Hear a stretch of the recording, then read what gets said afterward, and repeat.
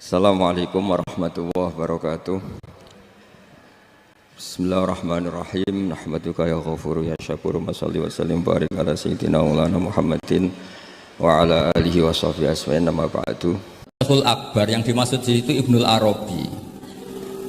Itu termasuk statement sing mimma yuhaddaru bih. Jadi yuhaddaru anhu. Termasuk fatwa-fatwa yang orang harus menghindari. Apalagi itu justifikasinya wa atba'u syafi'i la yabamuna. Sampean lihat di semua kitab usul fikih itu masyhur itu ibtalul istihsan. Termasuk di kitab Sayyidina Muhammad Syari'atu wa Al-Khalid. Semua kitab usul fikih Imam Syafi'i menolak istihsan apa menganjurkan? Menolak. Sekarang keyakinan orang banyak Imam Syafi'i menolak, dengan satu orang Imam Syafi'i memuji. Jumhur versus wahid satu orang. Doakan ya semoga Allah memberi tobat. Loh saya tuh tahu betul itu. Jadi itu kan seseorang satu yaitu Ibnul Arabi mengvonis Ashabus Syafi'i la yafhamuna. Padahal di semua kutubus Syafi'i jumhur memang mereka tahu kalau Imam Syafi'i itu menolak istihsan. Jadi itu jelas manistahsana faqat syara'a itu kalimatu dzamin minhu, bukan kalimatu madhib. Itu jelas ya. Nah yang menyangkut rokok tadi saya kan sudah mengulang. Kalau rokok dengan arti rokok itu kita ngikuti guru-guru kita tidak pernah mengesahkan orang puasa yang rokok. Jadi ini bukan masalah furu'iyah karena tetap dianggap ain. Jadi ini saya sendiri secara pribadi dan kalian harus setuju karena anut guru-guru kita tidak akan mengesahkan orang puasa merokok. Karena dukhon itu termasuk ain. Selain itu tidak perilaku guru-guru kita. Nah soal khilaf tentang rokoknya sendiri, tidak urusan dengan puasa loh ya, saya ulangi, tidak urusan dengan puasa. Itu karena memang tadi malam yadul kan al aslu fil asya al ibahah kan, malam yadulat dalil ala tahrim. Jadi ya taruhannya halal dulu, tapi tidak urusan orang puasa. Saya ulang lagi loh. Karena yang salah paham ruwet. Nah, kalau masalah laknat tadi, laknat itu ibaratun anil bukhdi. Jadi tidak laknat itu tidak harus yang orang itu harus kesampaian lah kira-kira. Jadi kalau sampean tanya hukumnya melaknat orang mukmin gimana? Jelas di Sulam Taufik laknul mukmin itu tidak boleh. Tapi manusia itu tidak cukup punya bahasa untuk mengekspresikan kebencian atau tidak suka. Kadang-kadang spontan terlontar kata apa? La'anahu. Jadi itu hal-hal yang bawaan sabkul lisan. Itu kan sama dengan orang Arab bilang la wawah. Karena nggak bisa dihindari. Makanya di bab tolak, dengerin ya bab apa? Ketika seorang suami marah sama istri terus bilang gini, lasti bizaujati, kamu itu tidak istri saya. Itu tidak dimasukkan sharihut tolak, tapi masih dimasukkan kinayatut tolak. Karena maksudnya lelaki ketika sadar tadi, kamu seperti ini tidak seharusnya. Seakan-akan perilaku kamu tidak perilaku seorang istri. Sehingga itu tidak dimasukkan sharihut tolak, tapi dimasukkan, padahal kalimatnya jelas, kamu tidak istri saya. Tapi itu kan bawaan emosi. Itu kan seperti kiai baru duka, ora santriku nak sing penggaweane kodok. Nah sekali-kali kiai ini takut. Terus kalau santri ini tiang lintu, yo orang ngawur. Karena ya ora trimo nak santri ini dipek wong liya kan gitu. Pasti juga gak terima kan kalau diakui orang lain. Sama ketika kamu marah sama istri kamu cantik, lasti bizaujati. Terus bojomu takut. Berarti aku bojone wong liya, ojo ngawur. Kan Yeman juga kan? Eman kan? Jadi makanya di semua hukum itu selalu kalau masalah ungkapan kalimat itu kira-kira yang mirip la yu'akhidukum wa billaghwi fi aimanikum, karena bawaan kalimat spontan itu pasti ada. Makanya dulu ada sahabat yang nyuwun sewu Nabi ngendikan papa gitu terus agak terganggu itu, padahal Nabi ngendikannya ya spontan tapi tidak sampai laknatullah. Akhirnya Nabi, "Ya kamu tidak usah susah. Fa'ayul muslimina adaituhu aw sababtuhu aw syatamtuhu wa laysa dzalika ahlan wa la ahlan lidzalik apa faj'al dzalika kafaratau wa zakatau wa ajra. Jadi apa ya, bawaan spontan itu pasti ada. Ya saya ulang lagi ya, ini yang kembali ke takbir tadi. Itu bahaya betul tuh. Jadi Ibnul Arabi itu termasuk tulisan-tulisannya mimma yuhadzaru anhu. Ya pernah dengar toh? Lah yang dimaksud Syekhul Akbar itu kan Ibnul Arabi kan? Loh, saya sangat tahu.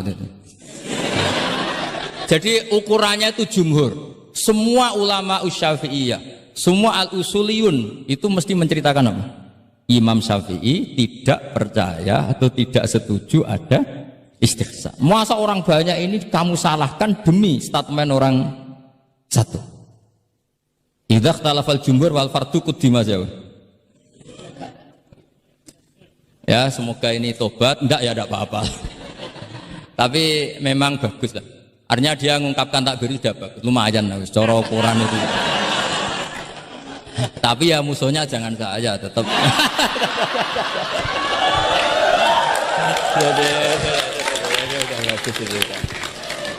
Kalau ada yang jauh seperti Abdul Wahab Mardhab memadukan yang dimaksud. Oh enggak mungkin, itu memang salah.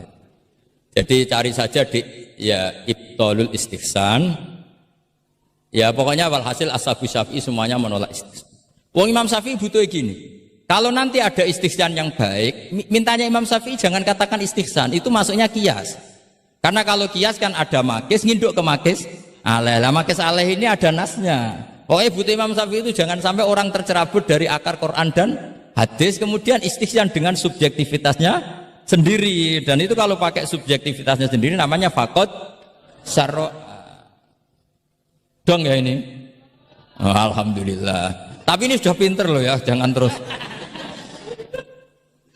Ya, jadi ini menghormati Jumatan, yang jelas ini sudah 2 kali sudah cukup tuh, sudah pinter. Ya sudah. Kalau ini cerita ibadah sing ringan-ringan mawon. Tapi dadekne mlebu swarga. Terus kalau badhe cerita siji madzhab Hasan Sadzili. Terus Hasan Sadzili niku thariqah sing dianut Gus Wafi. Kula nggih beberapa kali dapat ijazah saking Mbah Mun, saking bapak kula. Di antaranipun nggih pesen teng Gus Wafi, sebagian lewat kula ziarah teng Baruzak nggih. Baruzak Termas. Abdul Hasan Asyadzili nate pas teng dalem ditamoni pemuda. Pemuda niku ngrudu. Di kampung kami banyak maksiat, di kampung kami banyak kesalahan. Niku sepundi? Jawab Abdul Hasan Asyadzili niku ringan. Sing jelas mboten sragen. Contohnya mboten sragen. Sajane nggih persis, tapi zaman niku dereng ngeten sragen. Kok tenggen kula kathah maksiat ngeten-ngeten. Jawab Abdul Hasan Asyadzili enteng ngoten. Man ahabba alla yu'sawaha fi ardi alla yu'sawahu fi ardi faqad ahabba alla tadhara maghfiratu wa alla tadhara syafaatuhu sallallahu alaihi wasallam. Dadi wong bayangno donya ora ana salah iku padha karo ora kepengin roh ghafure Allah Subhanahu wa taala. Mulane madzhab Sadzili paling bandel, ngurusi wong bandel paling bandel ya madzhab Sadzili. Nang Kiai Sadzili iku ora umate macam-macam. Mulane teng Indonesia niku penak, sing keturunan putih seneng Nabi, sing ireng nggih seneng Nabi, sing ora keturunan nggih seneng Nabi. Mulane setan ku bingung. Nyongkone sing seneng Nabi keturunan putih tok, sing seneng keturunan ireng ya seneng Nabi, sing ora keturunan ya seneng Nabi, sing lakenan ya seneng Nabi. Jadi kelompok itu kathah sangat. Ini penting kalau aturaken mergi madhab Sadzili niku pancen dados pembanding madhab Sayyid Abdul Al-Haddad. Madhab Abdul Hasan As-Sadzili niku sing paling masyhur diriwayataken dening Shahibul Hikam. Mergi Ibnu Athaillah As-Sakandari muridé Abdul Abbas Al-Mursi, Abdul Abbas Al-Mursi muridé Abdul Hasan sinten Asy-Syadzili. Niku madhab ingkang bener-bener jadi pembanding. Mergi teng bab husnudzon niku beliau itu pakar. Orang itu bisa yarjuwa hawal yaumil akhir. Orang itu bener-bener dibikin nyaman mbek Allah mbek Rasul. Misalnya ngeten, sampean sowan Allah iku kudu arep-arep disangoni. Kena arep disangoni berarti nganggep Allah iku medhit. Mulane tomak niku penting. Tapi mbek pangeran aja mbek wong, tapi mbek pangeran mbek. Dados limangka yarjuwa hawal yaumil akhir. Riyen niku zaman kula alit. Niku anggere ana santri lunga iku sangu sak umbalan. Mergo yakin kiai iku nyangoni. Lho diyakini nyangon iku keren, berarti diyakini lomo. Lho kok yakin mlebu neraka, berarti nganggep Allah gak Rahman Rahim. Lan yakin mlebu napa? Swarga. Mau modal urun maulid sak dina ora urun malah entuk. Terus niki rontok-rontok salah tapi muga-muga itu sepura pangeran. Nggih wau. Nak sampean bener niku sifat ghafuri Allah nganggur, nggih. Kerhane efektif ana sing salah. Mulane wonten cerita wonten tiyang teng multazam donga ya Allah kula paringi mboten nate salah. Iku jawabe pangeran fa'ena adhu ghufra. Wong ora tau salah sifat ghafur iku nganggur. Niki cerita sing sampean aja niru kula. Niki cerita ilmu. Niku mazhab Abu Hasan apa? Asy'ari. Benten madhabe Said Abdul Al-Haddad itu jalure khauf. Jadi dosa gede apa cilik? Ora ana gede ora ana cilik. Kowe aja delok sing mbok dosani, aja delok dosane tapi delok sing mbok dosani iku sapa. Misale Gus Wafi ngutus santri teng mriki, "Cung tukokno rokok." Rokok itu barang makruh misal. Mestinya kan santri oleh bantah, niki kiai ku piye to barang makruh kok kon nuku. Tapi masalahnya kan arah dituruti ya gelo tenan. Jadi ojo delok kongkonane penting ra penting, tapi mukhalafah iku sababul fir. Misalnya kados kula niki teng mrikan wonten botol minuman. Cung pindah rene itu kan barang sepele. Terus sampean takok urgensinya apa ya harus dipindah. Iku santri mangkelno to. Ya dipindah wae pokoke penting nu. Menurut itu cara pandang Said Abdul Al-Haddad. Ki aja geman bantah pangeran senajan to perintahe sepele. Piye-piye mukhalafah ngono iku jenenge nah cara Abu Hasan Asy'ari nggih boten barang gede mbek cilik kudu ana bedane wong ana kabair ana saghair. Mosok WA janda beda mbek goncekno ya kudu beda. Wong WA tok kok padha mbek napa? Goncekno ya kudu beda, kudu ana saghair, kudu ana napa? Kabair. Tapi cara Said Abdul Haddad boten delok sing mbok maksiati ku sapa. Sehingga khazanah kita niki penuh dengan ilmu. Mulane wonten bab ijtihad. Ijtihad niku ruangannya luas sekali. Ya kula bolak-balik nyontokno. Kula sakniki kan jare wong akeh kiai gedhe.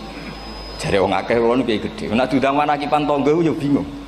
Ora teko sawane kiai gedhe sombong diundang wong cilik ora teko. Teko iku mahjubno kiai sing ora tau pahayu.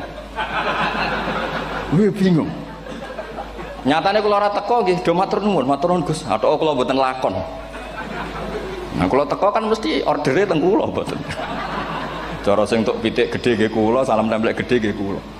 Berhubung kula ora teko ngresgeni tiyang kathah. Saiki misal wonten takok, kiai gedhe diundang musala cilik kesunatan teko apa makruh teko? Cara ijtihad, cara sampean makruh teko napa kesunat? Kula misale diundang ning Sragen ning musala Penceng. Kula niku sunat teko napa haram teko? Haram ya bener nggih haram ya. Setuju haram. Mergo mahjubno ya haram setuju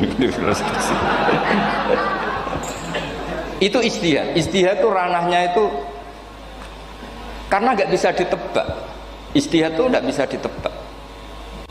Kalau gak ada cerita kata tentang ijtihad niki betapa umat Rasulullah umat sing bejo pilihan-pilihan ijtihadnya dibenarkan. Masyhur tenggene cerita Bani Quraidah Nabi ngendikan engkau kue jogeman sholat asar kecuali sampai neng kampung Bani Quraidah. Ternyata kurang 2 kilo atau 3 kilo matahari itu mau terbenam. Sebagian sahabat sholat sebelum sampai Bani Quraidah karena takut sampai Bani Quraidah sudah kodok nopo asar. Sebagian tetap sholat di Bani Quraidah meskipun sudah kodok asar. Ketika lapor Nabi semuanya dibenarkan. Semenjak itu ada pintu sing darani pintu nopo ijtihad. Mengenai kalau bolak-balik cerita wonten kiai nak tangkok, cung kowe ngaji wek sapa? Ngaji kalian tiang niki. Kiaimu tahu nangis mboten? Lereni ngaji wek kiai ra iso nangis, berarti atine atos. Nak Abdul Hasan Asy'ari takok, cung kowe ngaji wek kiai sapa? Kiai fulan. Tahu guyu mboten nate. Lereni kiai ra iso syukur mbok jani. Kiai ra iso syukur kok mbok jani. Karena itu masalah ijtihad. Nggih masalah napa? Ijtihad. Ijtihad itu polanya enggak jelas. Wonten kiai ora gelem mulang wedok nggih kathah, alasane wedi fitnah. Wong pancen iman pas-pasan mawon nembe wong ayu ya bingung. Tapi nak diwalik, nak kiai ora gelem mulang wong wedok terus sing mulang wong fasik, aliran sesat iku ya repot. Kowe Kowe ngerasa paling gak sesat. Ya sudah seperti itu masalah-masalah apa? Istilah. Nah, kalau tak cerita saat ini balik cerita tentang Burda. Burda nu nak ngelem Kanjeng Nabi. Niku pancen dielmoni tenan. Kalau niku Burda berjanji tiba niku setengah hafal pancen riyen mbah kula buyut-buyut kula niku pesene ken hafal tiba, hafal berjanji, hafal Burda. Nggih mboten ngengken ngapal loh, tapi karena sering baca akhirnya hafal. Kalau beri beberapa contoh, ngelem niku nak mboten dielmoni itu kualitasnya tidak bagus, tapi kalau dielmoni itu kualitasnya bagus. Kalau beri contoh begini. Saya itu kalau pidato atau khutbah atau ngaji, apalah terserah istilah jenengan atau ceramah.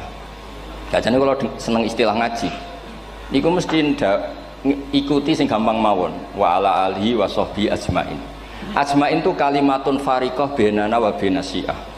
Fa innana nukrimu jami'as sahabah. Ajmain itu kalimatun fariqah, kalimat pembeda. Kita ahli sunnah wal jamaah akramu jami'as sahabah. Ada kelompok sing akramu sahabian wa ahanu sahabian akhar. Sehingga ajmain itu harus kita baca. Itu karena itu kalimatun fariqah, kalimat pembeda. Kata-katanya hanya ajmain. Begitu juga berjanji. Berjanji itu nak ngelem Nabi niku wa ba'du fa'aqul wa Muhammad bin Abdullah bin Abdul Muttalib wasmu Syaibatul Hamdi Humitat Hisaluhu Saniyah. Karena ketika Rasulullah memaklumatkan jadi Nabi itu problemnya itu nasabnya siapa? Orang-orang yang di Palestina, di Israel, di Yordan, di Syam kalau dulu. Itu alamatnya Nabi itu harus turunan Ibrahim. Ibrahim sementara orang Syam menurut pengetahuan orang-orang Yahudi Syam. Maka saya berjanji menunjukkan dulu kalau nasabnya Muhammad itu ini.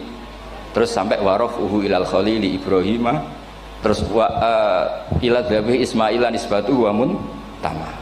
Terus setelah itu terus beliau ngendikan wa adnanu bila raibin inda dzabil ulumin sabiyah ila dzabih Ismailan nisbatuhu wa muntama. Terus ketika berjanji di Karang itu sudah ada faham-faham yang seakan-akan babahnya Nabi itu ada masalah. Terus beliau ngendikan, ini Syaibatul Hamdi, Sayyid Abdul Muttalib itu orang yang ketika buka Ka'bah, buka Zam-Zam, saurip-uripnya muji pangeran. Terus banyak lagi wasumi'a fi sulbihin Nabiyyu sallallahu alaihi wasallam dzakarallaha ta'ala walab. Mbah yang ini bahkan dengar ketika Nabi masih di punggungnya membaca tasbih. Terus sampai fa'azim bihi min ikdin ta'allaqat kawakibud durriyah wa kaifala wa sayyidul akramu sallallahu alaihi wasallam wasitatuhumun tak. Nabi itu orang suci, makanya harus lewat rahim yang suci, harus lewat bapak yang suci, mbah yang suci, sampai ila khalilir rahman Ibrahim alaihis salam. Makanya terus dinagumkan nasabun tahsibul ula bikhulau, terus tarokus sifaha falam yusibhum aruhu min adami wa ila abihi wa ummihi. Karena kabeh sonal ismihi, semuanya itu untuk menjaga asmane Nabi Muhammad sallallahu alaihi wasallam. Kemudian Burda membentuk itu dalam bentuk nazuman. Misalnya beliau ngendikan Rasulullah itu mutiara. Jadi ketika dakwah berpola ya baik, ketika tidak berpola juga baik. Beliau cara muji Nabi faddurru yazdatu husnan wa huwa muntazimun. Namanya mutiara ketika diuntai pasti sangat indah. Tapi terus-terusannya itu wale sayang kusu qadran ghairu muntazimi. Tapi namanya mutiara, mbok berserakan pun tetap indah. Jadi unik. Berarti ketika beliau uji Nabi dakwah tertib pernah. Sholat tuh harus begini, harus begini, harus begini. Beliau sholatnya tumakninah tertib. Tapi Nabi pernah sholat gak tertib. Duhur tuh 2 rakaat. Mana anak kiai rodok lalinan itu ya anak sana tuh. Duhur itu 2 rakaat. Tapi barokahnya Nabi duhur 2 rakaat diketahui cara sholat kalau salah itu gimana. Umpama Nabi sholatnya bener terus, itu akan kesulitan kita solusinya ketika ngalamin apa? Kesalahan. Makanya Nabi ngendikan ma kuntu ansa walakin unas sali as-sunnah. Itu mestinya ratau lali, tapi didesain lali biar bisa jadi sunnah. Wonten tiyang sholati sawi, maca surat Baqarah. Wonten tiyang badhe njupuk wedhuse lah cara Indonesia. Bareng kesuwen piyambake mufaraqah.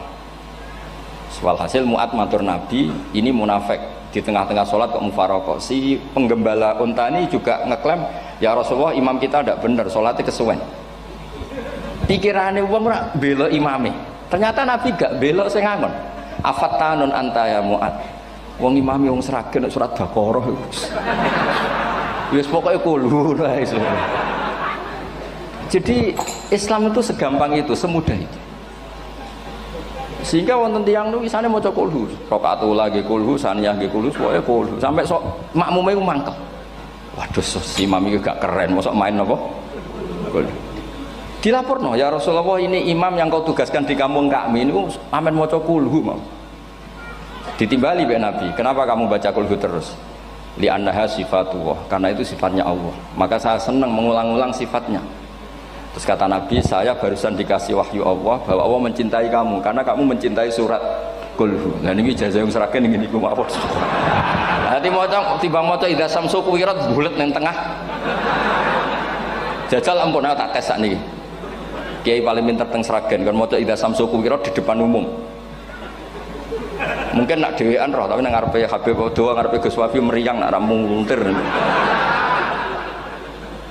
Wah, ngoten niku kula ndek kanca niku imame level desa, bareng imami teng kecamatan salat Id. Mersiapno surat Tabarakalladzi biyadil mulk. Suwengi diapalo lanyah sampai ambeke hafid. Niku nyatane nggih malah klirune fatal, malah lali ra maca Fatihah. Saking semangate ben ketok imam keren maca surat napa? Tabar. Jadi yo ribet.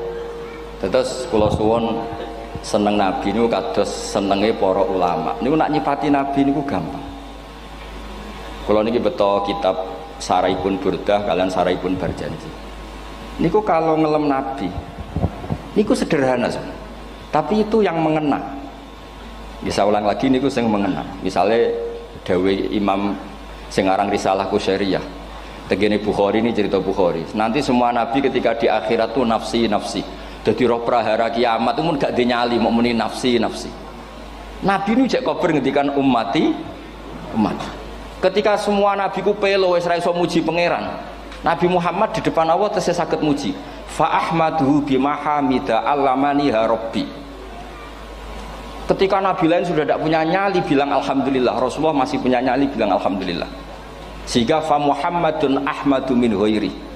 Hampir semua ulama ngendikan ahmadu yang Muhammad itu afal tafdil. Fa Muhammadun ahmadu min ghairi. Ketika nabi lain sudah tidak bisa atau tidak punya nyali memuji Allah, Nabi Muhammad masih berani memuji Allah ketika mahsyar. Karena logikanya begini. Kira-kira pikirannya nabi-nabi wis kiamat, berarti amal wis ditutup lah, buku wis tutup. Tapi pikirannya Nabi Muhammad boten ngoten. Allah itu tidak diganggu oleh apapun, tidak kena atau tunduk sama konstitusi apapun. Sampean ra iso ketemu Allah nih pun akhirat, jenengan pun boleh macam-macam nih, pun tutup buku betul sakit. Rahmatnya Allah tidak bisa dibatasi oleh akhirat. Saya ulang lagi, rahmatnya Allah tidak bisa dibatasi oleh akhirat. Makanya Nabi tetap berani mengajukan syafaat meskipun sudah finish, sudah akhirat sudah finish. Sehingga Nabi muji-muji Allah. Akhirnya Allah ngendikan ya Muhammad irfa' ra'sak wasal tu'tah wasfa'tu syafa'. Sudah Muhammad, kamu minta apa tak kasih.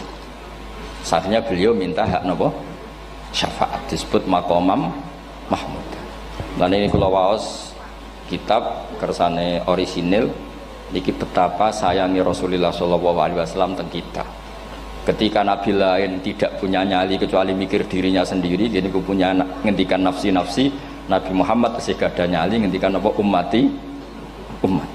Itu bukti bahwa Nabi itu nggak pernah nggak mikir umatnya. Wala sawfa yu'tika rabbuka apa? Fatardu. Ini Nabi cek jawab, fa la ardo wa wahidun ummati finnar. Kalau engkau memberi saya sampai saya puas, maka saya tidak puas dan satu dari umatku masih menjadi ahli napa? Neraka. Ini kalau waos nak sampean orang nangis kebablas. Niki cerita betapa Rasulullah Shallallahu Alaihi Wasallam niki jarang tiang maos niki kula waos kersane tambah mahabbah dengan Rasulullah Shallallahu Alaihi Wasallam. Dados niki kula cerita ketika Rasulullah ketemu pangeran teng Sidratil Muntaha niku diredaksekno burdah nggih diredaksekno burdah fakhusta kulla fakharin ghaira mustarakin. Engkau mendapat kehormatan yang tidak tersaingi. Fakhusta kulla fakharin ghaira mustarakin. Jadi engkau mendapat kehormatan yang tidak akan tersaingi. Wajusta kulla maqamin ghaira mustahami. Atau wakhusta kulla maqamin ghaira mustahami. dan engkau mendapat satu derajat yang nggak mungkin tersaingi. Mustahkam itu nggak tersaingi lah. Walhasil ternyata derajat itu apa? Gini ku ketika Rasulullah ketemu Allah Ta'ala teng Sidratil Muntaha niku Sayyidah Aisyah radhiyallahu anha tangklet, ya Rasulullah, malladzi auha ilaika rabbuk idz qala fa auha ila abdihi ma auha. Qala ya Aisyah aturidina anta alami ma la ya'lamuhu Jibril wala Mikail wala nabiyyun mursalun wala malakun muqarrabun. Nggih, Aisyah, bagaimana mungkin kamu tanya sesuatu yang bahkan Jibril itu tidak tahu, Mikail itu tidak tahu, dan semua malaikat yang dekat maupun nabi yang jadi rasul semuanya tidak tahu hubungan saya, kedekatan saya dengan Allah membicarakan apa. Niku sing dimaksud Burdah, kaima tafuza biwaslin ayya mustatarin, wonten sing maca ayyi mustatarin anil uyuni wasirrin ayya muktatamin. Jadi nabi ketika ketemu Allah di Sidratil Muntaha itu ada misteri yang hanya nabi yang tahu. Nabi niki ibu-ibu harus bangga, Sayyidah Aisyah jenenge bojo wani tangklet. Ambek nabi itu sing ngeles. Itu rahasia yang Jibril saja tidak tahu, Mikail saja tidak tahu, masa kamu tanya? Niki khase wong putri ini. Ya Aisyah, as'aluka bi Abi Bakrin ila ma a'lam tani. Gimana cara Jawa tak kadak nomor tuamu, nak gak gelem cerita. Terus kunane kuno niku nggih wong wedok niku saged ngancam niku. Dadi kamane wis ngancam. Aku lapor bapakku, aku digo mulih sampean ra bojo kabare. Ya rada ribet jenengan ngadepi wong wedok niku ra diribet. Terus faqala, akhirnya Nabi cerita, tapi ya tentu tidak semuanya diceritakan. Inni lama kuntu qaba qausaini qultu Allahumma innaka adzabta al umam ba'duhum bil hijar wa ba'duhum bil masih. Oh ya, ini halaman 63 62 teng kitab Hasyiatul Bajuri alal Burdah. Ya, kitab Hasyiatul Bajuri alal Burdah. Ya Allah, engkau menyiksa umat-umat sebelum umat saya, sebagian bil hijar wa ba'duhum bil masih wa ba'duhum bil khasfi. Fama anta fa'ilun bi ummati, lalu yang akan kau lakukan untuk umatku itu apa? Reputasi jenengan sama orang-orang yang durhaka itu selalu menyiksa. Ada yang pakai batu, yang dilikuifaksi, ada yang pakai ini. Mosok umatnya kekasih jenengan podo ngoten. Jadi Nabi ku pun nego lah, nego supaya gak sama. Faqala unzilu alaihimur rahmah min ananis sama wa ubaddilu sayiatihim hasanat. Ndak, saya ndak seperti itu dengan umatmu. Waman sa'alani a'taituhu waman tawakkala saterusé. Terus wa fid dunya asturu alal usad wa fil akhirah usyaffi'u kafihim. Orang-orang yang masih maksiat di dunia tak kasih hak tobat, dan nanti di akhirat tak kasih hak syafaat. Engkau tak kasih hak syafaat. Mulane ini penting dingertosi, bilih ukuran nabi baik itu gampang nak sampean ngaji ngangge ilmu. Syafaati li ahlil kabair min ummati, sok syafaatku kanggo wong sing salah akeh. Wong nabi ku ra melok dosa kok mikir nyafaati, nak rapi-apike wong ra mungkin. Wong sing dosa iku sampean, sing salah sampean, sing mikir solusine Kanjeng. Nah, lho wong kok apikane ngono iku gak mungkin ta mungkin. Wong sing salah iku sampean, sing diutang yang sampean, sing kasus iku sampean, sing mikir Kanjeng. Nah, itu cara ulama ngelem Kanjeng Nabi. Mulane khodam tuhu bimadihin astaqilu bihi dzunuba umri madha fi syi'ri wal khodami. Dadi aku ngelem Nabi iku sebagai bentuk ngelem sing dadekno dosaku ben disepuro pangeran. Misalnya kita suka Alphard, muji Alphard, suka Innova, muji Innova, suka kebun, muji kebun. Sing ribet tuh nak suka hewan, seneng kucing nggak ngelem kucing. Lu bareng ngelem Kanjeng Nabi kok ora iso.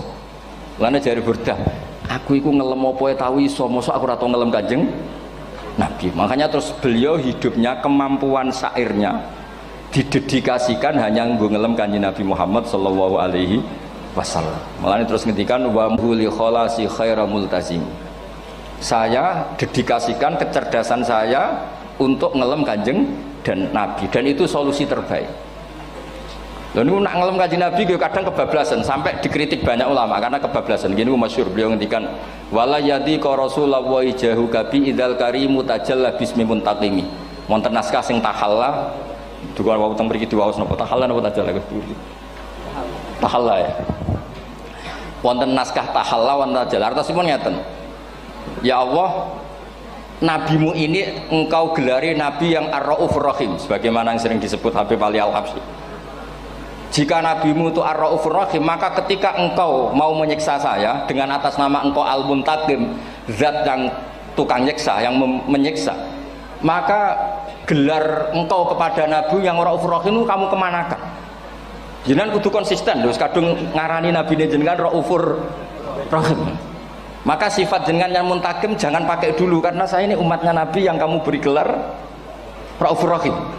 Paham tuh jenengan?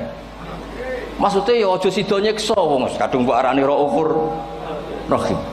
Dadi wala yadi ka Rasulullah jahu kabi idzal karimu tajalla ta tahalla bismimun takim. Terus sekarang burda jenenge Muhammad. Allah kadung janji wong sing jenenge Muhammad ora bakal disiksa. Sebetulnya maknanya ya Muhammad Sayyidul Anbiya nih. Tapi ketika ono panggilan Muhammad ke depan, Muhammad gak boleh disiksa. Jeneng kula nggih Muhammad. Terus Burdanu saking yakinnya ngendikan fa inna li zimmatan minhu bi tasmiyati Muhammadan wa huwa afal khalqi biz zimman. Gusti jenengan kudu eling nami kula niku Muhammad. Wong sing jenenge Muhammad itu ora oleh disiksa. Padahal maksudnya ora oleh disiksa kan kanjeng Nabi Muhammad, tapi piyambake namine Muhammad. Terus ngendikan malih in ati dzamban fama ahdi bimuntaqidi minan nabi wala habli bimun sorim. Gusti kula pun iman mbek jenengan. Iman itu nilainya tertinggi. Jenenge iman nilai tertinggi, maka iman nggak bisa dibatalkan hanya karena saya salah. Jadi pangeran kok diruwayu, dipeksa, kudu ngakoni nek dene umat Rasulullah sallallahu alaihi wasallam dan in ati lamun nekani ingsun dampan ing dosa. Fama ahdi bimuntaqidin, maka perjanjian saya dengan engkau tidak boleh dibatalkan. Itu termasuk hebatnya umat Rasulullah sallallahu alaihi wasallam. Apapun salahnya niku tetap diakoni umat Rasulullah sallallahu alaihi wasallam. Mergo termasuk kelebihan Nabi nu gadah hak napa? Syafaat. Nggih eling-elinge termasuk kelebihan Nabi nu gadah hak napa? Syafaat. Meskipun kita tetap khawatir jenenge dosa ge istighfar, tapi aja dadi putus asa mergo napa in anti dzamban fama ahdi bimuntaqidi minan nabiyyi wala habli bimun sorim. Terus niku cerita-cerita madhe ulama teng Rasulullah sallallahu alaihi wasallam. Mereka milih kata-kata sing wong apik eling terus. Nggih eling terus. Wau kados wau fadurru yasdatu husnan wa huwa muntazimu wa laysa yanqusu qadran ghairu mun. Jadi dulu tuh pernah ada faham-faham sing cara zahiri hadis iku abai nabi itu seperti ini cara zahiri hadis. Tapi ahli sunnah wal jamaah terus dipendapat bapake nabi babe nabi iku min ahlil jannah. Mergo apa? Wa kaifala wa sayyidul akramu sallallahu alaihi wasallam wasitatul muntaqah. Nabi itu orang suci, pasti lewat rahim-rahim yang suci. Minal aslabi thahira ilal arhamiz zakiyatil fakhira. Itu logika yang dibangun. Sehingga terus mantep baru kayak wau mau sedibak mau berjanji kiyakan wong Islam an-nabi min abihi wa ila jaddi sampai Adam niku kabeh tarokus sifaha falam yusibhum aruhu min adami wa ila abihi wa ummi. Begitu juga masalah iman. Soal misalnya ada pertanyaan ilmiah, lalu Ibrahim gimana? Karena nanya Azar itu kafir. Zaman ada Nur Rasulullah sallallahu alaihi wasallam Azar belum kafir. Setelah intikal ke Ibrahim baru Azar kafir. Atau ada yang menjawab istilah abun di situ itu majaz. Sebetulnya Azar bukan bapak kandung tapi apa? Paman. Selalu ada jawaban ilmiah dari ulama-ulama ahli sunnah wal jamaah. Tapi kalau pesen teng jenengan sementing niku mau berjanji napa bodan niku ada 1-2 bait yang jenengan tahu maknanya. Sehingga nanti kualitas mahabbah kita, kualitas kecintaan kita pada Rasulullah sallallahu alaihi wasallam niku tambah. Misalnya ngeten, kula kan nekuni tafsir ya. Ada ayat rubama yawaddul ladzina kafaru law kanu muslimin. Niku hampir semua mufassir konsensus sepakat jeng ben nek wong Islam mlebu neraka. Niku sampean kudu ndonga, nek mlebu neraka muga-muga jejer wong kafir sing kecangkeman. Niku dinyek. Jarene iman nekani mau oleh jutene neraka padha wae aku.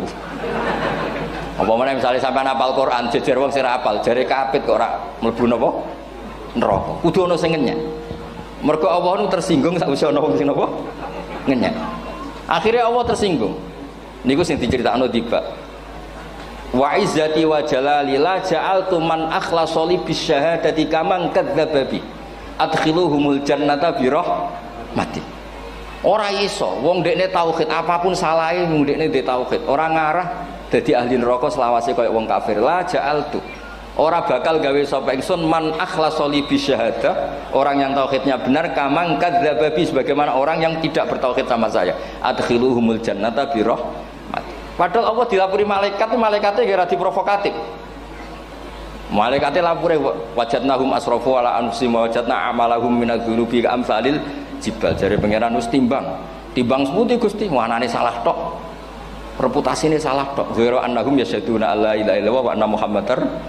Niku jawabe pangeran, wa izzati wa jalali la ja'altu man akhlasholi kamang kadzababi adkhiluhumul jannata bi rahmati. Nah, lafat-lafat seperti ini kita akan punya harapan ketika ndelok umat sing carane iman tesih blepotan, carane sholat cek blepotan, carane zakat cek blepotan. Kita selalu punya harapan, barokahnya iman, barokahnya mahabbah ning Rasulullah sallallahu alaihi wasallam, mereka tambah hari tambah baik. Jangan beragama yang tidak punya harapan, karena agama ini bagi yang punya harapan. Dimangka yarjuwa wal yaumal akhir, bukan yang tidak punya harapan. Kanjeng Nabi sekaruan nabi orang terbaik dilarani wong Taif, disiksa wong Mekah. Niku malaikat usul kula siksane ya Rasulullah, karena mereka menghina kekasih Allah. Mereka ada iman. Nabi masih punya harapan. Mungkin mereka ada iman, tapi asallah ayyukhrija bal arju ayyukhrijawah min aslabihim may ya'budu wa la yusyriku bihi syai'an. Bapak orang iman, aku cek di harapan anak putune iman. Dan sedekah Rasulullah sallallahu alaihi wasallam. Saniki kata bapak era poso, anake melok TPQ, bareng poso njuk gendong, akhirnya bapak izin melok poso. Bapaknya maca Quran ra tau, bapaknya nekani wisuda anake hafid. Mulane bapaknya ora kena dibentuk, ya arep-arep napa? Anake. Nah anake ora kena dibentuk ya arep-arep putune nganti Imam Mahdi turun nang ngoten. Pokoke agama niki limangka nayarjuwa wal yaumal akhir. Terus kula suwun sak napa? Madzhab Abdul Hasan Asyadzali. Nggih pancen madzhab niku kathah, tapi kula suwun agama teng zaman akhir dawuh Mbah Mun kudu kathah rojae. Nggih mergi walladzina amanu asyaddu hubbal lillah. Dawuh Imam Ghazali ar-roja yuqaddam alal khauf. Mergo roja dadekno mahabbah. Orang yang punya harapan itu lebih mudah mahabbah. Dan hubungan kita dengan Allah itu hubungan mahabbah. Ini ku walladzina amanu asyaddu hubbal lillah. Saman roh anake wakal kok hubungane putus asa mesti maksudno. Tapi nek hubungane iso wae saiki nakal so ben gak, soalnya saya goblok sobat gak, senajan to sobat tak terbukti lah. Sementing hidup itu ada harapan. Guys, sementing hidup itu apa? Ada harapan. Kata ulama ngendikan afdhalul ibadah intidharul farad. Apa-apa ibadah selalu punya apa? Harapan. Terus Indonesia yang seperti ini kita berharap akan lebih baik, akan lebih baik. Wong cilik kula niku sing jilbaban mau keluarga ketok. Sakniki kathah tiyang napa? Jilbaban. Cilik kula tiyang salat di masjid nggih mboten serame sekarang. Sampeyan ra iso grutu, tapi salat tok tapi atine ngene-ngene. Wah ya ribet nak ngoten sampean nyoal ideal nggih ribet. Pira-pira gelem napa? Pira-pira purun napa? Salat purun teng masjid. Sampean ndak usah memaksa ideal, wong kita ndak pernah napa? Ideal. Terus kula suwun cerita-cerita teng tiba teng berjanji bahwa Nabi sahibus syafa'ah. Nabi nu tiyang sing peduline napa ummati. Jadi ketika Nabi lain mboten gadah nyali ngadepi hisab, ngene iku do muni nafsi, Nabi tesih gadah nyali mikir umate ngendikan mati. Carane apa? Muji pangeran bima hamida allamani ha rabbi. Lane dawuh iki teng ulama-ulama dawuh fa Muhammadun ahmadu min ghairi. Makanya summiya Muhammadan mergo li annahu satu wasammihi idza wada'atihi Muhammadan li annahu satu madun apa? Ubbah wa summiya Ahmad li annahu ahmadu min ghairi. Ini hampir semua ulama ngendikan ketika teng mahsyar semuanya Nabi gak punya nyali untuk matur minta sama Allah. Mergo wis kiamat berarti wis finis. Nabi tesih gak ada pikiran Allah itu tidak terhalangi oleh kiamat, Allah tidak terhalangi oleh akhirat, Allah tidak bisa dihalangi apapun. Sehingga Nabi tetap wani njaluk pangeran. Berarti mujine Nabi ku lebih top karena tahu Allah itu tidak terbatasi. Nah karena Allah tidak terbatasi, podo-podo Allah wapian, wis tak jaluk kanggo umatku sing mati alat tauhid. Berhubung Nabi ngoten terus Allah ngendikan ya Muhammad irfa ra'sak napa wasal tu'tah wasfa tusaffa. Muhammad kepala kamu angkat, kamu minta apa saya turutin. Terus Nabi minta hak napa? syafaat. Seseorang bertobat. Dulu umatnya Nabi Musa ada yang menyembah anak sapi, ijel itu, harus tobat. Itu tobatnya ekstrim betul. Kalau tobat sekarang kan cukup istighfar sama istighosah. Kalau dulu enggak, liyak tulal bari umingkum al mujrima, yang terbebas dari dosa menyembah anak sapi, membunuh yang terlibat atau pernah menyembah anak sapi. Makanya ayatnya apa? Fatubu ila bari'ikum faqtulu anfusakum. Ya, jadi orang-orang yang pernah menyembah anak sapi itu tobatnya apa? Faqtulu anfusakum. Sebab itu semua ulama berkewajiban menerangkan nasa mansuh. Sampai Sayyidina Ali suatu saat ada mubalek atau ustadz itu ngajar di masjid, ditanya, kamu tahu nasa mansuh enggak? Enggak tahu. Terus kata Sayyidina Ali, berhenti jadi mubalek, lisensinya dicopot. Dicopot, kemudian halakta wa ahlakta, kamu rusak juga merusak. Kenapa demikian? Logikanya begini, semua nabi itu kan panutan. Saya ulang lagi ya, semua nabi itu panutan. Tapi kalau kamu tidak tahu nasaman, so jangan-jangan kamu ikut nabi sebelum kamu, yang nasahnya itu syariatnya sudah apa? Mansukhoh, sudah di nasah. Itu kayak kasus Sunda Wiwitan itu. Itu gak mau punya Nabi Muhammad karena kurang keren, kurang sepuh. Nabinya langsung Nabi Adam. Resikonya adalah beberapa aliran sesat itu, aliran yang kurang benar itu, zaman Nabi Adam kawinan otomatis sama saudaranya. Lalu masa sekarang kita membolehkan kawin sama apa? Kalau sama Nabi Adam mau tidak mau. Karena yang cowoknya ya bin Adam, putrinya binti Adam. Lalu Allah bikin satu sunnah yang suami istri itu harus beda, yaitu satu kandungan itu melahirkan satu pasang. Dan mulai dulu memang pasangannya orang jelek itu orang cantik. Makanya agak sial itu yang perempuan-perempuan itu. Memang mulai dulu gitu, kalau cantik itu kesunatannya dapat jelek. Nanti sama-sama masuk surga. Karena yang cowoknya ibadahnya syukur, yang ceweknya sabar. Itu nanti sama-sama. Nah kebetulan si Qabil itu ganteng sekali Qabil. Berpasangan dengan Labuda itu jelek gembrot, pokoknya tidak cantik. Enggak lah, kebalik. Qabil itu berpasangan sama Iklimah. Jadi Qabil ganteng, punya adik kandung namanya Iklimah itu cantik sekali. Yang Habil itu rapati apa? Berarti yang Habil apa? Ya rapati ganteng, berbarengan dengan Labuda juga rapati cantik.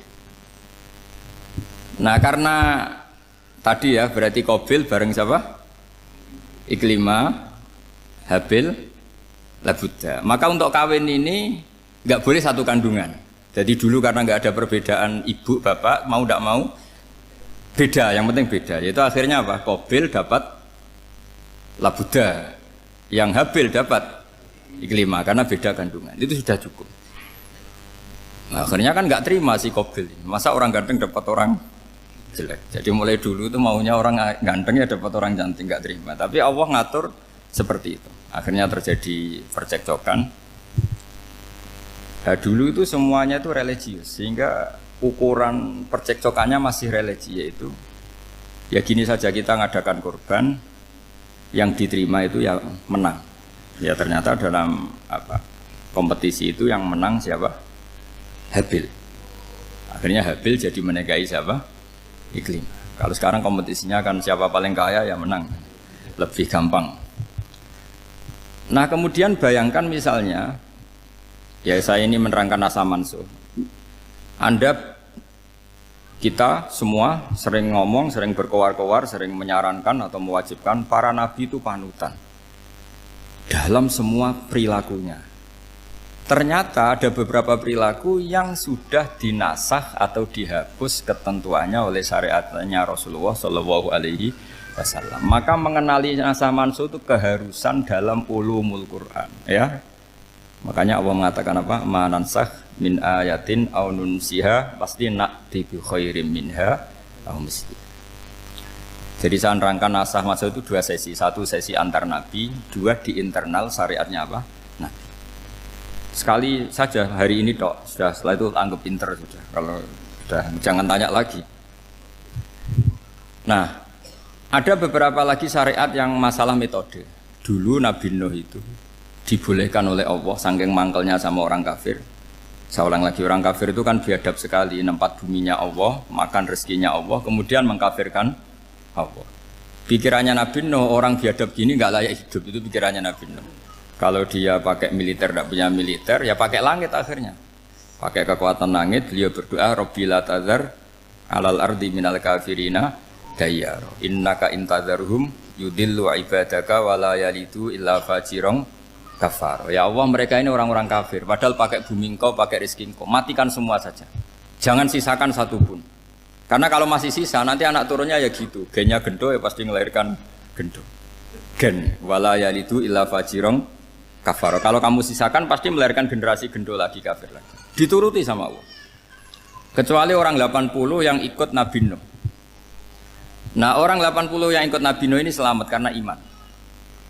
Maka generasi yang sekarang ini termasuk saya semua ini semuanya turunan orang iman. Maka kita ini punya dua status. Satu, Allah kadang manggil kita ya Bani Adam karena faktanya kita turunan Nabi apa? Adam. Panggilan kedua adalah zurriyataman hamalna ma'nu. Orang-orang sekarang itu pasti turunan orang yang ikut perahunya Nabi Nuh. Jadi nasab kita ini sudah steril. Sudah tidak ada nasab lewat kafir karena yang kafir sudah habis. Semua orang sekarang itu turunan Nabi Nuh, yaitu disebut apa? Dzurriyyataman hamal nama. Yaitu sekitar orang 80. Nah, oleh Allah Subhanahu wa taala syariat seperti ini pernah dituruti, yaitu akhirnya mereka mati semua kecuali orang 80 yang mukmin. Tapi uniknya Allah apa? Era Rasulullah sallallahu alaihi wasallam, nabi kita Nabi Muhammad itu diutus rahmatan lil alamin. Ketika Nabi didustakan, diusir, disakiti, malaikat gunung, beberapa malaikat yang ahli adab spesial eksekutor lah kira-kira gitu. Muhammad, kamu bilang saja ke saya, kalau kamu ingin orang-orang Mekah bujal CS, saya hancurkan. Tapi apa kata Nabi? Saya berharap kalau mereka belum iman, anak cucunya iman. Karena bagaimanapun sperma ya atau calon bayi atau calon keturunan itu kan ada fi aslabir rijal atau fi zuhurir rijal. Jadi kalau dalam ilmu agama itu gen manusia itu disimpan di zuhurir rijal di punggung lelaki. Nanti dipindah ke arhamin nisa. Logikanya gini. Ini dengerin ya. Logikanya gini, misalnya Abu Jahal itu di situ ada orang namanya Ikrimah, itu anaknya Abu Jahal, itu orang mukmin. Akhirnya ya jadi orang alim. Abu Lahab itu di rahimnya di punggungnya ada perempuan namanya Darrah, akhirnya juga orang mukminah. Saya berikan contoh. Khalid bin Walid itu anaknya Walid. Walid itu musuh besarnya Rasulullah, tapi di punggungnya ada orang bernama Khalid. Ini dengerin. Nah di punggung ini kira-kira Allah sudah tahu apa belum? Jawabannya sudah tahu. Artinya kalau ini mati atau kamu bunuh, kamu sebenarnya nggak bunuh orang kafir saja, bunuh calon orang mukmin yang sekarang masih bersemayam di punggungnya orang-orang kafir. Jadi bisa saja orang yang sedang kafir itu ada sekian calon generasi yang suatu saat mukmin. Itu syariat yang diajarkan ke Rasulullah SAW. Karena kasofnya Nabi, kasof itu satu kondisi di mana seorang Nabi itu dipertontonkan sesuatu yang nggak kelihatan. Itu dalam bahasa Arab kasof atau mukasyafah. Nabi dipertontonkan ternyata banyak orang kafir yang di punggungnya itu ada calon generasi mukmin atau muslim. Akhirnya Nabi nggak berani. Jangan bunuh. Mungkin bapaknya ada iman tapi anaknya iman. Betul, Abu Jahal punya anak Ikrimah, Abu Lahab punya anak Darrah, Walid punya anak siapa? Khalid. Itu mirip seperti kita, bapak era sholat, anak ETPK sholat, akhirnya bapak katut sholat. Banyak enggak di Indonesia, bapaknya tidak bisa baca Quran, anaknya hafid. Nah, itu kalau bapaknya kamu habis, tidak ada yang meselin. Makanya biarkan hidup saja. Nah, artinya gini, andai kan tidak ada ulama yang menerangkan nasa mansuh, dikira syariat Nabi Nuh itu abadan mu'abbadat, selamanya lama. Sehingga main teror sama orang kafir sah berdasar Nabi Nuh. Padahal kita sudah ganti Nabi. Yaitu syariatnya Rasulullah SAW masyhur itu ketika Nabi ngendikan, saya tidak minta mereka dihukum, tapi ya Allah saya minta Allah mahdi qaumi fa innahum la ya'lamun. Mereka kafir itu karena tidak tahu. Sehingga ada periode. Loh kalau perang itu beda, perang itu konteksnya duel, itu udah harus sama Abu Jahal, Abu Lahab. Ada penjahat mau bunuh kamu wajib perang enggak? Wajib. Penjahatnya meskipun muslim apa harus kafir? Meskipun muslim. Maka kata ulama fikih sebetulnya perang duel itu bukan syariat muslim sama kafir tok. Masya muslim sama muslim, misalnya ada orang mau merkosa istri kamu, terus dia pamit gini, saya muslim loh, beri hak loh. Enggak bisa. Saya penjahat loh, muslim, jadi kamu nggak boleh merangin saya, ngelawan saya kan muslim. Nggak bisa, tetap harus dilawan. Makanya kata ulama-ulama fikih, pertarungan sama musuh itu udah harus sama orang kafir. Orang muslim pun yang mengganggu kehormatan kita, misalnya mau merkosa istri Anda, itu harus dilawan. Makanya Nabi ngendikan mangkutila duna mali fahuwa syahid, mangkutila duna harimi fahuwa syahid. Orang yang mati karena membela kehormatan keluarganya atau hartanya, maka dia mati syahid. Dan penjahat yang mati ini muhaddarun damu, diabaikan sehingga enggak kena kisos, membunuhnya enggak kena. Misalnya ada penjahat mau bunuh kamu duel menang, kamu enggak kena kisos karena ini muhaddarun damu, diabaikan kehormatannya. Padahal dia muslim, apa? Muslim. Ini perlu. Jadi ini mengaji ini agak jelimet tapi gampang. Kan kalau paham enggak paham selesai, jadi enggak baca selesai itu. Sehingga kalau nggak ada nasa mansuh, maka orang selalu berpikir, pokoknya yang penting ikut Nabi. Nah itu bahayanya kalau Anda tidak tahu detail, jangan-jangan syariat yang kamu ikuti itu syariat yang sudah berstatus mansukhoh, telah dicabut. Dan itu banyak. Makanya kata Sayyidina Ali ketika ada orang ngajar nggak tahu nasa mansuh, halakta wa ahlakta, kamu rusak dan merusak orang lain. Seperti tadi pernah ada kawin itu satu turunan, yaitu era Nabi Adam. Masa kita sekarang kawin sama satu turunan, kan nggak mungkin. Ya kan, pernah ada membumi hanguskan orang kafir, yaitu syariatnya Nabi Nuh. Itu dihapus oleh syariatnya Nabi Ibrahim dulu. Yaitu Nabi Ibrahim menghentikan apa? Faman tabi'ani fa innahu minni wa man asoni fa innaka ghafurur rahim. Ya, kalau orang ikut saya ya Allah ya pasti golongan saya. Kalau yang masih maksiat, masih balelo, saya berharap engkau ampuni. Akhirnya banyak orang kafir tobat. Coba era Rasulullah itu semua orang kafir Mekah itu kafir. Nabi belum wafat. Itu sudah ada 114.000 mukmin semua. Jadi Nabi menangi mayoritas orang menjadi mukmin dari mayoritas kafir. Yaitu disebut wara'aitan nasa yadkhuluna fi dinillahi afwaja. Andai kan Nabi Muhammad pakai syariatnya Nabi Nuh, bisa enggak mengislamkan orang sebanyak itu? Nggak bisa kan? Maka ini penting mengenali nasa mansuh. Jadi periode cara wong Jawa maksud no tuntas, Robila Tadar itu pasot tuntas itu menghabisi itu habis di periode Nabi siapa? No, syariat itu sudah nggak dipakai lagi. Yang dipakai apa? Faman tabi'ani fa innahu minni wa man asoni fa innaka ghafurur rahim. Lah Nabi Muhammad ini nabi yang kena khitab anit tabi' millata Ibrahim hanifah. Jadi masternya Nabi Muhammad itu mentornya Nabi Ibrahim. Sehingga syariatnya ya faman tabi'ani fa innahu minni wa man asoni fa innaka ghafurur rahim. Tidak syariat Rabbila tadzar alal ardi minal kafirina daya. Jelas ya. Jadi mengenali nasa mansuh itu penting sekali karena kalau enggak Anda halakta wa ahlakta, kamu merusak diri kamu sendiri juga merusak orang lain, karena menfatwakan hukum yang sebetulnya sudah berstatus mansukhoh hanya berdasar itu kan syariatnya nabi-nabi dulu. Syariat yang apa? Syariat yang nggak pernah terhapus hanya satu, usuluddin, yaitu tauhid, itu sama. Tapi kalau syariat itu beda-beda, atau furu'iyah itu beda-beda. Yaitu tadi saya beri contoh era Nabi dulu kalau ada pakaian najis dipotong, dibuang. Era Nabi Muhammad dicuci. Orang kafir dihabisi oleh langit. Era Nabi Muhammad enggak boleh, bahkan didoakan Allahumma hdi qaumi fa innahum la ya'lam. Di Qur'annya apa? Wa in ahadum minal musyrikin astajaraka fa'jirhu hatta yasma'a kalam Allah tsumma ablighu ma'mana. Jadi kalau ada orang kafir enggak boleh main dihabisin mereka, beri peluang untuk mengkaji kitabullah hatta yasma'a kalam Allah. Kalau mereka sudah berpeluang ngaji, harus tsumma ablighu ma'mana, harus dijamin keamanan. Ya, karena apa? Dzalika bi annahum qaumul la ya'lamun. Bagaimanapun mereka memang karena tidak tahu. Nah, kenapa tidak tahu? Enggak. Karena tadi mereka tertutup oleh kultur yang beratus-ratus tahun. Mbah-mbahnya mereka menyembah batu, menyembah berhala. Ya taunya itu ya Tuhan. Bagaimana Anda bisa menjelaskan sesuatu yang sudah beratus-ratus tahun kan tidak gampang. Maka ada periode dimaklumi, apa? Kalau era sampean kan, mosok waktu disembah saking gobloknya orang, kamu lahir kan sudah nyembah Allah, tidak nyembah batu. Bayangkan kalau kamu jadi mereka.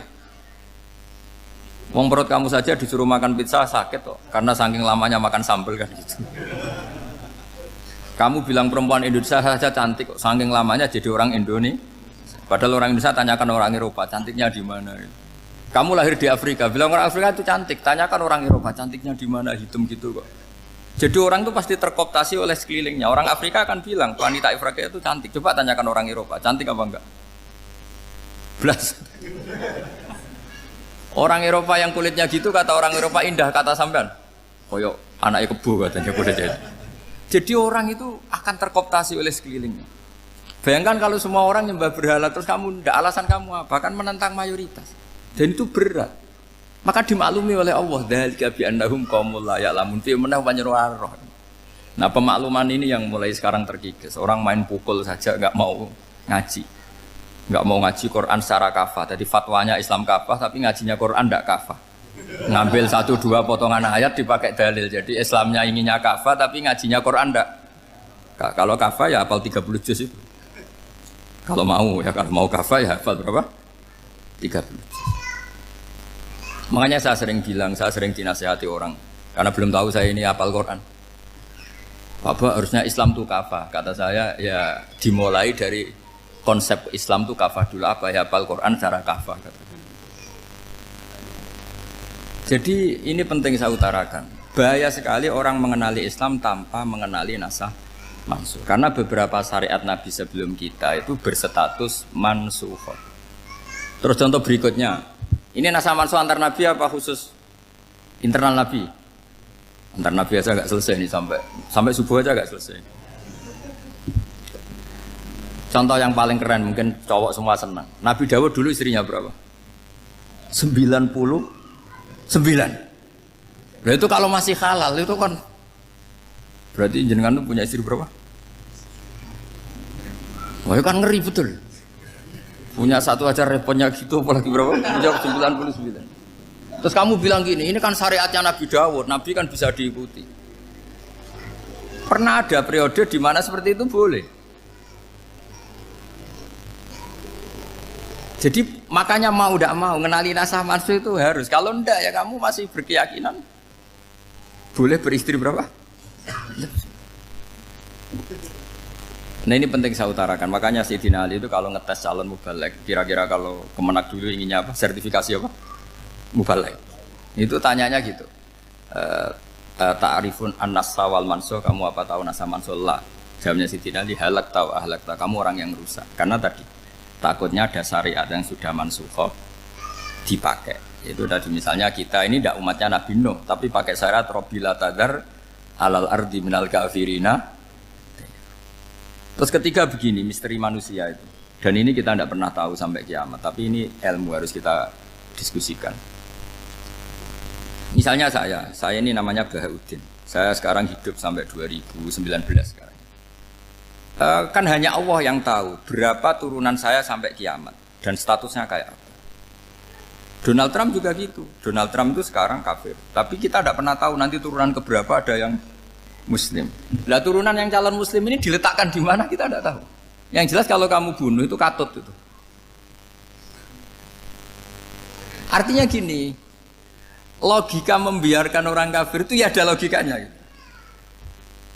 Nah, logika membunuh karena mereka mau membunuh kita ya ada logika fikihnya, karena kalau kita ada membunuh dibunuh. Makanya semuanya hukum ini terus bergantung al-hukmu yaduru ma'ilatihi wujudan wajib. Di sini terus dipertemukan. Makanya semua nabi itu kalau yang namanya membunuh pasti pas perang saja, karena ini kondisi yang memang pilihannya hanya dua, kalau nggak dibunuh ya membunuh. Ada duel lah itu. Maka ini butuh kajian fikih dan orang nggak boleh subjektif dalam hal ini. Saya ulang lagi, tidak boleh subjektif karena tadi orang yang kamu katakan sekarang misalnya Zaid, kamu itu bodoh sekali. Kenapa bodoh? Nggak hafal Quran, nggak pernah kuliah, nggak pernah ngaji. Ternyata Zaid ini bersemayam calon anak yang alim alama hafal Quran, namanya Umar, tapi masih jadi sperma. Suatu saat Zaid itu punya anak alim alama, kan banyak orang tidak bisa baca Quran punya anak hafid, banyak nggak di Indonesia?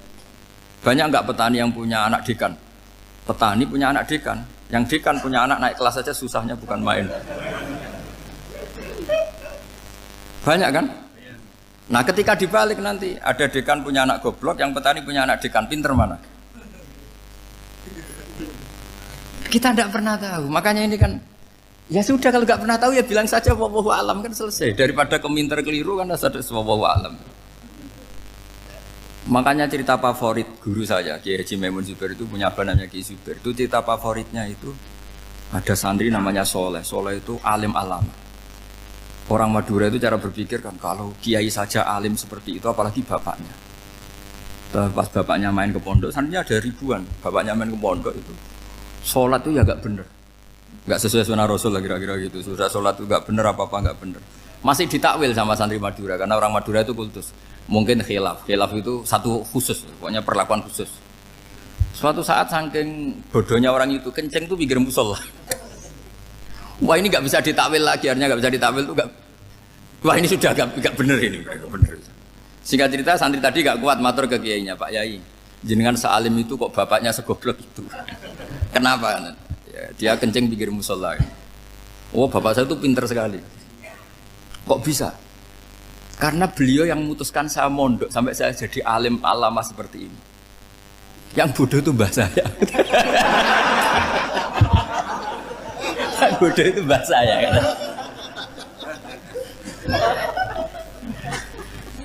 Artinya gini, sekarang misalnya Anda dekan, atau Anda rektor, atau Anda profesor, atau Anda kiai top mubalek kondang. Anda mubalek kondang terus punya anak, gobloknya bukan main, atau apalagi anaknya ketangkep KPK. Yang satu anaknya orang bodoh jadi dekan. Kalau kompetisi ini pinter mana coba? Ada ahli metodologi tapi anaknya itu terlibat narkoba. Yang ini petani utun, anaknya dekan. Kira-kira kalau dikompetisikan pinter mana? Anaknya pinter petani tadi gitu. Yang ketika petani kamu vonis bodoh gitu. Tapi siapa tahu kalau ini menyimpan calon. Paham ya? Kita tidak pernah tahu. Makanya Quran selalu ngajari dalam ilmu sosial itu wa in adri la'allahu fitnatul lakum wa mata'un ila. Di dalam ilmu sosial itu kita harus jawab tidak tahu. Karena mobil. Makanya saya tadi pagi ngaji di direktorat saya bilang, saya pernah diprotes orang, Gus kamu udah jelas 01 apa 02. Ya saya jawab gitu. Manusia itu makhluk yang paling gak jelas gitu. Sekarang soleh suatu saat bisa saja gak soleh. Yang sedang gak soleh suatu saat soleh. Sesuatu yang mungkin rubah kok kamu fanatik itu gimana? Nalarnya itu gimana? Coba kita tahu dulu Wahsy itu pembunuh Hamzah, akhirnya mati mukmin ya enggak? Padahal orang yang sangat dibenci Rasulullah karena membunuh Sayyid siapa? Hamzah.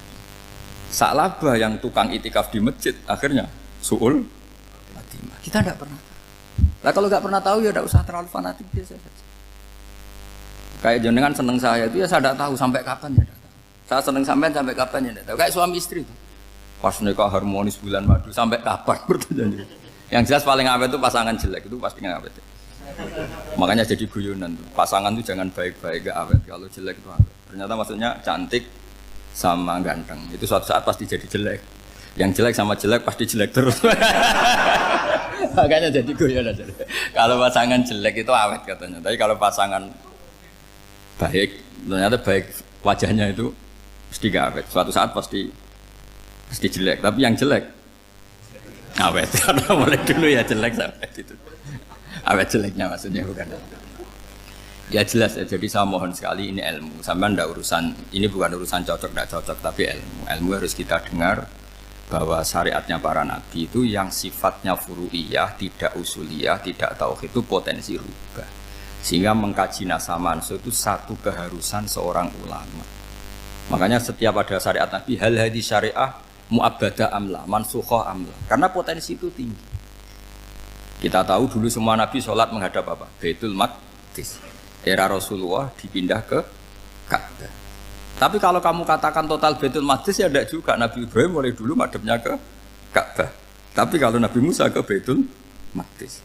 Terus kamu bilang ini 0102 ya ada, memang syariat jadi sesuatu yang furu'iyah. Nah, kenapa ini furu'iyah? Jawabannya sederhana. Ketika seseorang menghadap Ka'bah itu menghadap batu apa menghadap Allah? Allah. Ketika menghadap Baitul Maqdis hakikatnya menghadap Allah apa menghadap Baitul Maqdis?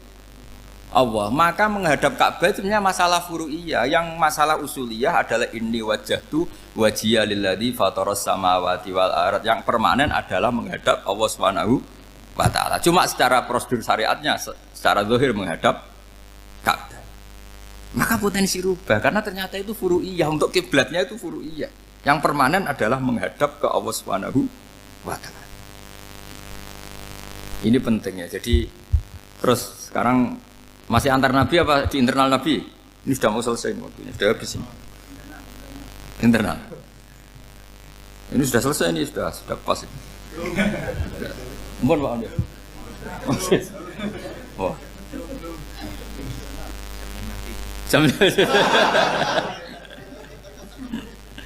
Ini sudah. Sampai mana tadi? Diteruskan apa enggak? Sudah ya, sudah kayaknya sudah. Biar kelihatan cerdas terus. Sekali pertemuan sudah pinter gitu. Berapa? Setengah jam sudah pinter gitu. Yang internal nabi apa antar nabi? Internal ya, sudah sekarang ke internal. Kalau internal lebih banyak lagi contohnya. Yang masyhur tentu masalah Baitul Maqdis. Dulu Rasulullah pernah sholat menghadap Baitul Maqdis 16 bulan. Berapa? 16 bulan. Kila 17. Pokoknya khilafnya hanya 16 dan 17. Kalau ada bilang 10 bulan berarti gak pernah ngaji. Khilafnya, karena khilafnya itu hanya 17 sama 16. Akhirnya sama Allah diminta, disuruh menghadap ke Ka'bah. Saya ulang lagi, itu tetap masalah antar nabi sebetulnya. Begini, makom itu kalau dalam bahasa Arab bukan kuburan. Kalau di Indonesia kan makomnya Sunan Bonang itu kan kuburan. Kalau makom dalam bahasa Arab itu sesuatu yang pernah dipakai singgah, itu namanya apa? Makom. Lalu Rasulullah itu pertama di Medina itu madhab Baitul Maqdis itu 16 bulan. Orang Yahudi senangnya bukan main. Sampai mereka bilang gini, Muhammad tuh gaya-gaya nantok punya agama baru, tapi kiblatnya ikut kita. Baguslah anak itu katanya, masih tahu diri katanya. Bagus katanya itu masih tahu diri. Jadi senangnya bukan main orang Yahudi. Karena kiblatnya Muhammad sama dengan mereka. Ya tentu mereka jangkar Muhammad, bukan Sayyidina Muhammad atau Rasul Muhammad, karena mereka masih gak iman. Nabi itu ya agak tersiksa karena beliau secara gen turunan Nabi Ibrahim dan kiblatnya Ibrahim itu Ka'bah. Agak tersiksa tapi sami'na wa ata'na tetap madhab ke Baitul Maqdis berapa? 16 bulan. Suatu saat Nabi Muhammad itu disuruh madhab Ka'bah. Ini dengerin. Akhirnya madhab ke Ka'bah. Apa yang terjadi? Orang Yahudi komentar gini, Muhammad itu gimana? Dia di perantauan, rindu sama keluarganya. Terus rindunya itu diaplikasikan jadi perilaku agama. Jadi dia madhab Ka'bah dianggap kangen. Kayak saya kan orang Rembang. Rembang itu apanya Jogja? Timurnya apa-apanya? Enggak, Jakarta itu mana Jakarta itu? Barat sana ya. Ibaratnya saya orang Jakarta, terus merantau di Jogja. Dulu kiblatnya itu menghadap ke timur. Terus ketika madhab ke barat kata sampean, wah itu padune kangen apa? Keluarga. Juga kurang ajar orang Yahudi. Jadi orang Yahudi itu memang paling pinter bully. Makanya kalau sampean tukang bully itu ya agak-agak ya enggak. Saya enggak ngomong agak ya, pokoknya agak-agak itu. Ya. Pinter bully orang Yahudi. Makanya enggak ada orang debat sepinter orang Yahudi. Yang bisa ngalahkan hanya Tuhan itu. Orang Yahudi yang bisa ngalahkan hanya Tuhan.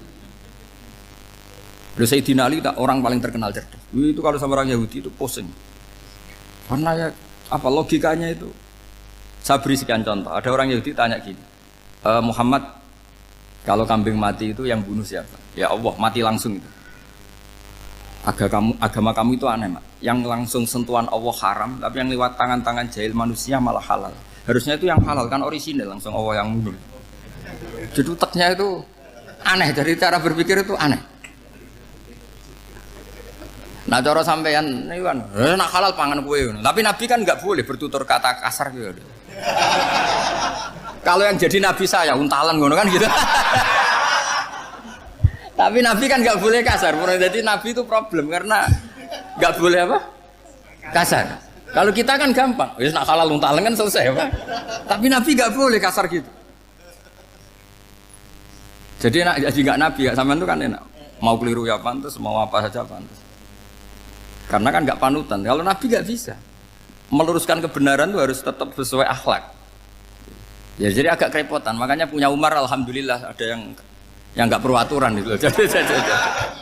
Jadi enak. Jadi ya itu memang aturannya harus itu. Coba Nabi itu perang tapi nggak boleh bunuh. Kayak apa susahnya? Beliau jadi sasaran tembak tapi nggak boleh bunuh. Kalau sahabat kan enak, duel, relax, santai, bisa tarung. Kalau Nabi nggak boleh. Makanya Nabi meskipun ikut perang terus nggak ada sejarah orang yang dibunuh. Ya, hanya satu peristiwa itu pun dibaca orang kafir, ditangkis Nabi, pedangnya kembali ke dia mati. Tapi nggak ada yang Nabi. Karena Nabi kalau pembunuh nanti itu terus kayak pendekar kan susah juga punya Nabi kok. Habis perang saya Nabi tanya, Muhammad habis serang berapa? 1000. Ya repot juga punya Nabi mantan apa? Pembunuh, meskipun yang dibunuh orang kafir. Tapi kan kayak apa ya? Fitrah manusia itu akan menolak kepemimpinan orang yang gitulah pokoknya nggak bisa diterangkan itu. Makanya Nabi itu nggak pernah bunuh, meskipun kayak apa musuhnya tapi nggak pernah bunuh. Untungnya di sekeliling orang-orang yang tadi. Jangan bilang itu suka bunuh ya, pokoknya perang gitu ya. Perang dengan bunuh itu beda loh ya. Kalau perang itu fair apa? Fair. Sampai mana tadi? Nabi Ibrahim ya. Makom tadi saya ulang lagi. Nabi Muhammad menghadap ke Baitul Maqdis itu hanya Allah nuruti. Ini loh Nabi betul. Tahu betul bahwa di antara syariat adalah Baitul Maqdis karena semua Nabi pernah berkiblat Baitul Maqdis. Tapi Nabi ketika menghadap ke Ka'bah, Nabi juga dibilangin sama Allah. Ini loh syariat yang benar karena Ka'bah juga kiblat sing aktaku. Lebih tua ketimbang Baitul Maqdis. Maka disebut Ka'bah Atiqah. Ilal Baitil Atiq. Kalau Quran bahasakan Ka'bah apa? Wal yatawafu bil Baitil Atiq. Atiq itu tua sekali. Nah, sudah. Ketika berstatus tua itu orang Yahudi seneng. Mergo roh kelirune Muhammad. Mereka nantang, Muhammad ayo debat terbuka. Nabi rawuh. Bagaimana Anda bilang Ka'bah itu kiblat tertua? Wong Ka'bah itu pertama yang menghadap sana itu ya kamu. Semua Nabi menghadapnya ke Baitul Maqdis. Terus Nabi Muhammad mulai berargumentasi ilmiah tadi. Enggak, Ka'bah itu kiblatnya Ibrahim. Jadi Ibrahim dulu itu yang mulai dulu kiblatnya itu di Ka'bah. Terus orang itu tanya buktinya apa? Terus dijawab fihi ayatum bayinatum maqam Ibrahim. Ternyata di situ ada jejak kakinya Nabi Ibrahim, yaitu batu yang diinjak beliau ketika bangun Ka'bah. Itu argumentasi ilmiah. Lah barang orang Yahudi kehilangan ilmu itu gobloknya orang Yahudi. Makanya yang bisa mengalahkan Yahudi hanya Allah Subhanahu wa taala. Luang Ibrahim saja golongan kita, pengikut kita. Ibrahim itu pengikut Yahudi. Wah, itu Nabi mulai senyum-senyum, mulai tertawa-tawa. Wah, itu goblok orang terdidik. Karena itu ibaratnya kayak kamu bilang Soekarno itu pengagum Puan Maharani. Kira-kira seperti itu. Soekarno itu pengikut Puan. Karena Yahuda itu Yahuda bin Yakub bin Ishak bin Ibrahim. Saya ulang lagi ya, nasabnya Yahudi ya Pak. Yahuda bin Yakub bin Ishak bin Ibrahim. Jadi Ibrahim itu mbah keempat dari Yahuda. Tapi karena mereka kalah debat, Ibrahim itu pengikut Yahudi. Itu sama dengan bilang apa? Soekarno itu pengikut Puan Maharani. Itu kan jadi aneh. Atau Gus Dur pengikut Mbak Yeni. Atau Basim Asari pengikut Mbak Yeni. Itu kan aneh. Wah, akhirnya sama Allah diingatkan. Makanya ada ayat ha antum haula hajjatum fi malakum bi ilm falimatu hajuna fi ma laysa lakum bi ilm. Perjanjian debat ini semuanya harus ilmiah. Tapi kenapa perdebatan Anda malah ndak ilmiah? Karena orang Yahudi iftadohu, malu semua. Wah, semuanya Muhammad itu satu-satunya kekalahan orang Yahudi. Tapi ayat-ayat seperti ini itu enggak populer. Ayat ha antum haula hajjatum fi malakum bi ilm falimatu hajuna fi ma laysa lakum bi. Jadi Islam betapa hebatnya Islam. Kalau debat harus ilmiah. Dan Kanjeng Nabi menantang, ini perjanjian kita debat ini ilmiah. Kenapa sekarang jadi tidak ilmiah? Yaitu kamu mengatakan Ibrahim itu pengikut Yahudi. Padahal Ibrahim dengan Yahudi itu dulu Ibrahim. Makanya Yusmat kalah, man. Tapi tetap rakyat Islam. Tapi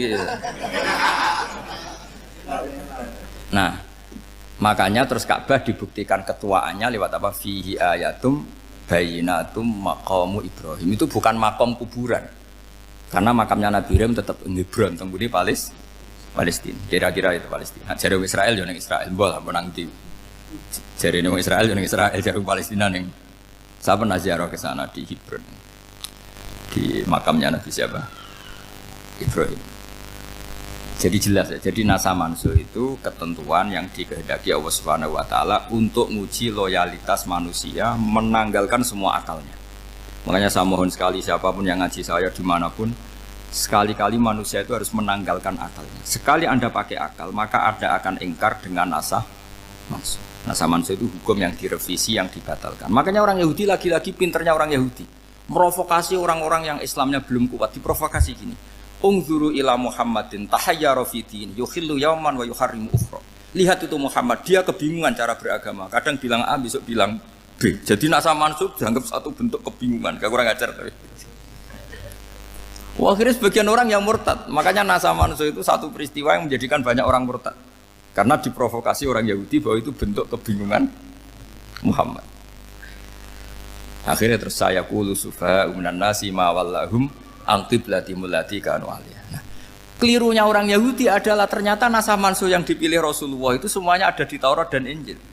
Termasuk di Taurat dan Injil disifati dan Nabi yusolli ilal qiblatin, bahwa Nabi ini akan bersolat dengan dua kiblat. Makanya tetap ditantang. Qul fa'tu bit-taurati fatluha in kuntum shadiqin. Kalau kamu tidak percaya bahwa saya ini orisinil, ayo bareng-bareng mengkaji Taurat. Tapi mereka tidak siap mengkaji Taurat. Karena Taurat semuanya mendukung Rasulullah Muhammad SAW. Fatluha in kuntum shadiqin. Makanya ini penting sekali ngaji. Jadi perdebatan itu macam-macam.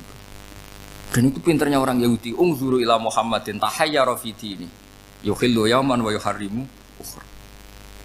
Ini penting sekali. Makanya nasa mansuh itu uji loyalitas. Itu Imam Malik kalau mencontohkan ke Imam Syafi'i. Saya berisikan contoh fikih. Ini saya melanggar waktu.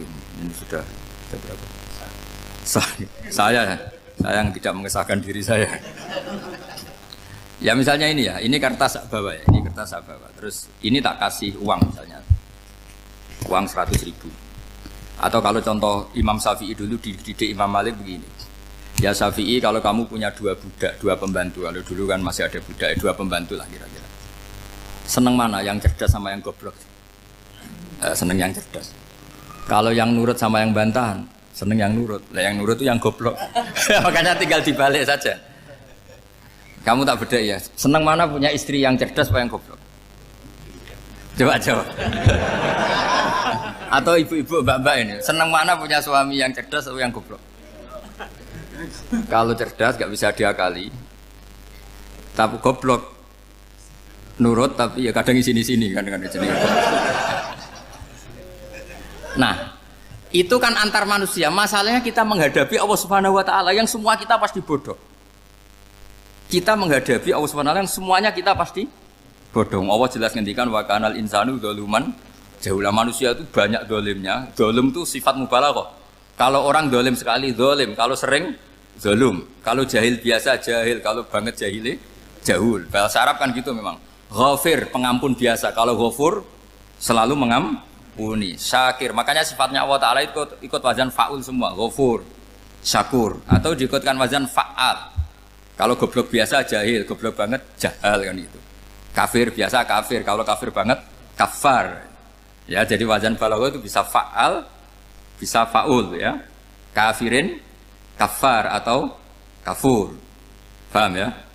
Malah ngaji nahwu. Ya tapi ini memang perangkatnya ya. Ini kan perang mau tidak mau. Makanya misalnya Allah tidak suka kulla kafarin banget kafir ya, Pak. Paham ya? Kulla khawanin banget khianate. Kalau khain khianat biasa, kalau khawan sering khianat. Lah manusia itu kata Allah apa? Zaluman. Wis banget dolime, banget bodoh. Itu kalau yang ngarang hikam mencontohkan tuh gini. Manusia itu pas bener saja salah, apalagi pas salah. Jadi manusia itu kata Imam yang ngarang hikam itu man itu kanat mahasinhu masawiyah faqih fala takunu masawihi masawiyah. Ketika baik saja buruk, apalagi ketika buruk. Coba kalau ada orang dermawan sama teman-temannya, tanyakan istrinya. Duit dihambur-hambur, dhisikno kanca ngalahno bojo. Mesti gitu. Teman yang sering silaturahim ke teman-temannya, kata temannya baik, senang silaturahim, tanyakan istrinya. Oh, meninggali wong gitu. Jadi manusia pas baik saja ada buruknya. Apalagi pas buruk. Makanya dulu bapak saya ngajarin saya istiqomah ya apik ya. Tapi kadang-kadang nak keterusan itu ora istiqomah ngangkangi. Orang dia tidak punya kesempatan. Misalnya ada imam masjid, imami terus sampai tua sampai mau mati. Itu istiqomah apa ndak memberi peluang yang lain? Ndak jawab aja. Jadi itu manusia. Jadi pas baik saja buruk, apalagi pas buruk. Kayak saya gini di sini ngajar baik, tapi saya ada ndak sopannya harus di atas. Padahal banyak orang sepuh, ada Pak On, ada beberapa yang kan terpaksa nggak sopan. Tapi aman yang nyuruh, berarti aman yang dosa. Kemarin-kemarin saya minta di bawah supaya ganjaran saya utuh, ini gara-gara begini ganjaran saya ini agak terkredit apa terdebet itu karena itu. Saya teruskan. Jadi manusia itu punya sisi itu karena manusia itu dzalum dan apa jahul. Wa kana al-insanu dzaluman. Problemnya ini ngadepi Allah yang selalu pinter, yang kita selalu bodoh. Misalnya gini, kamu ditanya Allah. Ini contohnya Imam Malik. Ikla hadi sokhroh fa inna tahtaha dhahaban. Coba bongkahan batu itu kamu angkat, di bawahnya ada emas. Lalu budak yang pinter berlogika, oh disuruh buka itu karena ada emas toh. Berlogika. Kalau budak yang goblok enggak, ya disuruh ya diangkat saja. Ada emas apa enggak karena perintah ya diangkat. Yang satu nurut karena perintah, yang satu nurut karena ada emas, ada sesuatu. Logikanya suatu saat Tuhan tuh hanya bilang gini tok, iklak hadis sokhroh, batu itu angkat. Yang nurut yang goblok permanen tadi kan langsung ngangkat. Yang pinter, ini ada apa lagi Gusti kok harus diangkat? Ya gak ada apa-apa, nyuruh saja kata Allah gitu. Oh tidak bisa, sesuatu harus ada alasannya. Itu kira-kira mangkel loh agak. Oh mangkel. Nah, logikanya manusia seperti itu. Makanya dua murid pinter, di rakyat pinter, presiden ya susah mesti demo. Goblok ya susah di sini uang. Ini kan nggak ada pilihan. Memang manusia itu nggak ada pilihan. Nah sekarang masalahnya gini di fikih ini, saya kembali lagi ke fikih. Pertanyaannya secara fikih begini. Misalnya iddah. Iddah itu seorang perempuan ditinggal mati suaminya atau ditinggal atau cerai. Itu kan ada namanya apa? Iddah. Iddah itu memastikan apa tujuannya? Memastikan rahim itu steril dari mani atau sperma zaut awal. Supaya nanti kalau dinikah orang lain tidak terjadi ikhtilatul nasab. Oke, berarti iddah kita beri argumentasi secara ilmiah li baro'ati rohmi. Jadi misalnya Zaid menceraikan istrinya Sri dalam keadaan masih bisa haid. Iddahnya 3 kali masa suci. Wal mutallaqatu yatarabbasna bi anfusina salah satu guru. Lalu karena secara teori medis kalau haid berarti bukti tidak hamil. Apalagi kalau haidnya terulang-ulang sampai 3 kali pasti tidak hamil. Sehingga kalau nanti dinikahi orang lain pasti kalau ada anak ya anaknya zaud sani atau zaud kedua. Berarti alasan iddah li baro'atir rohmi. Oke, kita sok pinter, sok bijak. Pertanyaannya adalah sekarang sudah baru 1 bulan suaminya di Malaysia nggak pernah ngumpuli. Dicek di medis juga berbukti tidak hamil. Apakah boleh tanpa iddah? Semua ulama mengatakan tidak boleh. Tapi ini kan rahimnya jelas bersih. Ya karena iddah itu nuruti perintah pangeran, pokoknya tetap iddah. 3 kali masa suci. 3 kali masa suci atau masa haid. Itu ada perdebatan ulama. Tapi kan ini terbukti bersih Gus. Meskipun terbukti bersih kata Allah harus iddah 3 bulan atau berapa? Kira-kira 3 bulan 4 bulan ya tetap harus iddah. Kowe milih mana? Sok pinter. Gusti, berhubung ini. Pangeran mbok terangno gitu. Berhubung. Jadi Tuhan apa mbok wari berhubung Gusti ini jelas steril dari sperma zaut awal. Enggak usah iddah Gusti. Sama aja kamu disuruh majikan kamu ikhla hadis sakhroh, berhubung nggak ada apa-apa, nggak usah ya. Kira-kira mangkel nonda budak yang seperti itu. Mangkel. Maka dibutuhkan kebodohan dalam beragama. Betul itu memang. Makanya Nabi itu unik pernah bilang itu gini. Aksaru ahlil jannah al-bulu. Aki-aki penduduk swarga itu al-bulu wong goblok-goblok. Maksudnya goblok yang jenis ini bukan goblok betulan maksudnya. Maksudnya goblok jenis ini itu ya tetap pinter, tapi pinternya dibuang pura-pura goblok demi samina. Jadi saya misalnya kok pinter dan goblok tadi sekaligus, pinter dan goblok. Ya bah, ikhla hadis sokhroh, fa inna tahta hadapan. Tak angkat, karena saya tahu di bawah ada emas. Tapi di hati saya, sajane ya mergo perintah. Suatu saat kok disuruh Allah, ikhla hadis sokhroh, perintah ya tak angkat, ya sudah. Jadi ya pinter ya goblok. Saya tahu namanya perintahnya Allah pasti ada hikmahnya. Hikmahnya iddah adalah li baro'atir rohmi. Tapi hikmahnya jadi kawula adalah nurut perintah Allah, cek tahu alasannya maupun tidak. ada. Lah di sini ada illatul hukmi untuk membangun kecerdasan, tapi ada loyalitas untuk membangun ubudi, ya bahwa kita ini kawula roh tetap loyal. Makanya tadi pagi saya cerita Sayyidina Umar. Sayyidina Umar kayak apa cerdasnya? Tapi tetap ubudiyah. Yaitu Rasulullah SAW sering dibully orang kafir. Muhammad tuh gaya-gaya nantok.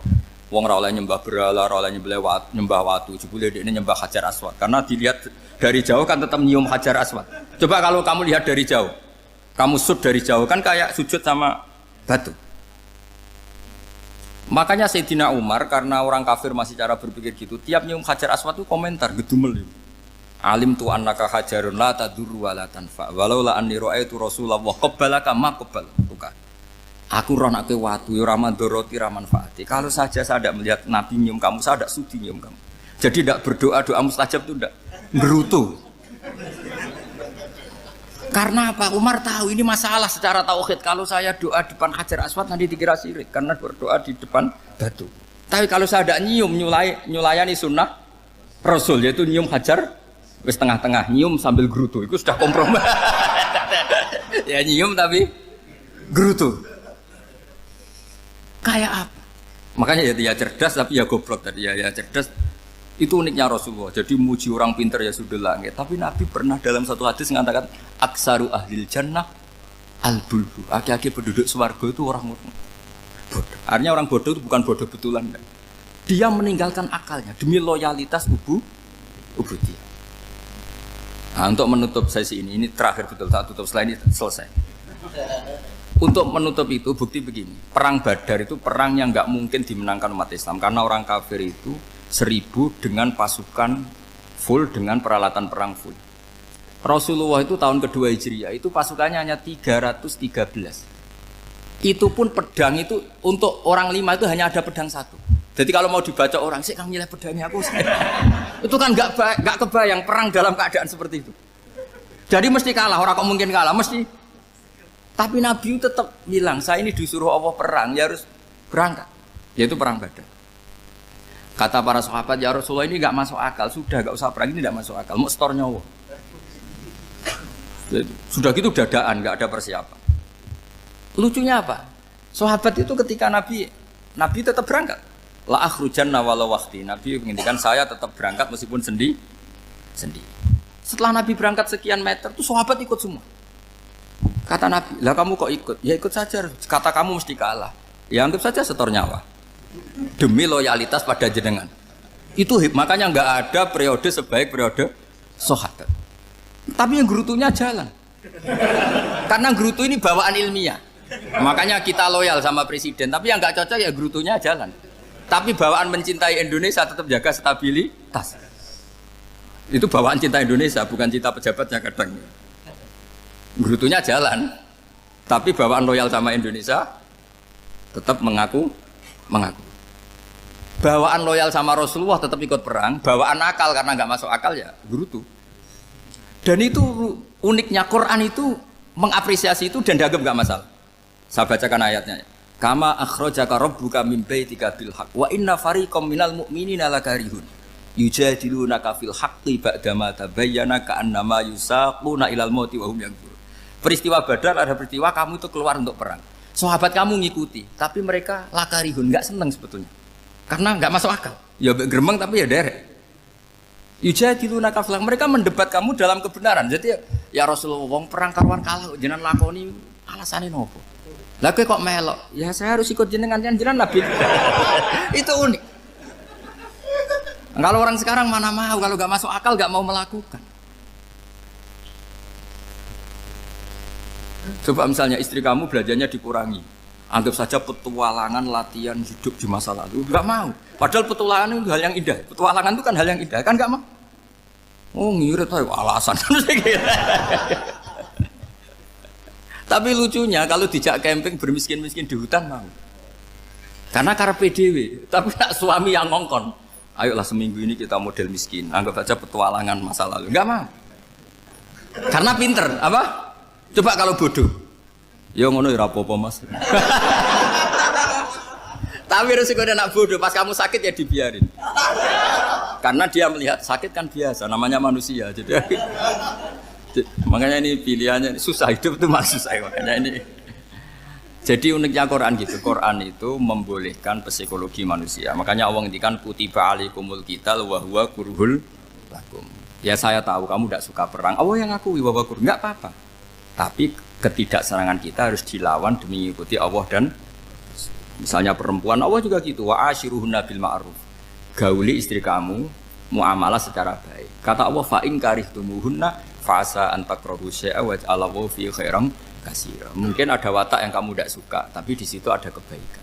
Allah ngaku yang namanya suami mesti ada watak yang nggak suka dari istrinya. Juga sebaliknya lebih banyak lagi yang suami istri kamu tidak suka watak kamu. Juga nggak suka hidung kamu, wajah kamu banyak lah yang nggak disuka. Tapi demi kestabilan negara suami istri ini, mereka loyal. Justru itu bagus. Maka jagalah ilmu, juga jagalah loyalitas. Itu yang perlu saya utarakan. Jadi makanya agama ini dibangun dua. Satu kecerdasan hikmah, yaitu ya al-hukmu yaduru ma'ilati wujudan wa adaman. Tapi juga ada ubudiyah, bahwa agama ini milik Allah. Maka sami'na wa ata'na. Karena begini logikanya, saya ulang lagi masalah batu. Iqla' hadis sokhra fa inna tahta hadaban. Terus saya angkat. Pembantu saya ngangkat. Dia saya gaji atas nama apa? Nurut kan? Atas nama menemukan emas apa atas nama nurut? Nurut, karena emas itu juga penemuan saya, milik saya. Ngangkat batu yang nggak ada emasnya juga atas nama nurut. Jadi rapot yang saya berikan ke pembantu saya itu tentang nurut dan tidak nurut. Saya kan tidak peduli dengan cerdas dan tidak